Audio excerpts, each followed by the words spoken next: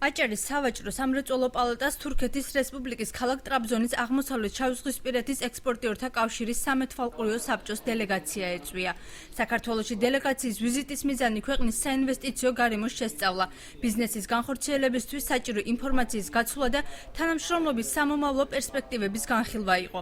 აღსანიშნავია ის ფაქტიც, რომ აღმოსავლეთ შავიზღვისპირეთის ექსპორტიორთა კავშირი თურქეთის რესპუბლიკის ერთ-ერთი ყველაზე დიდი ეკონომიკური გაერთიანებაა, რაც სამომავლოდ რეგიონისთვის საკმაოდ დიდ პერსპექტივებს შლის.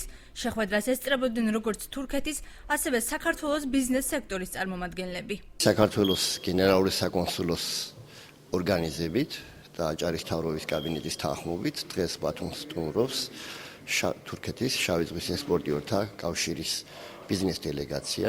ჩვენი სურვილი არის, რომ ბიზნესმენები გაეცნონ ერთმანეთს, დაუკავშირდნენ, ჩამოყალიბდეს პარტნიორული ურთიერთობა. შავი ზღვის რეგიონი ერთ-ერთი თურქეთის რესპუბლიკაში გამორჩეული რეგიონი არის. ბოლო ვიზიტის ფარგლებში ჩვენ ვისაუბრეთ სამომავლო ურთიერთობებზე. ჩვენი ბიზნეს პარტნიორობა აუცილებლად უნდა შედგეს ტურიზმთან და ეკონომიკურ საკითხთან დაკავშირებით რამოდენიმე საკითხზე შევთავაზეთ.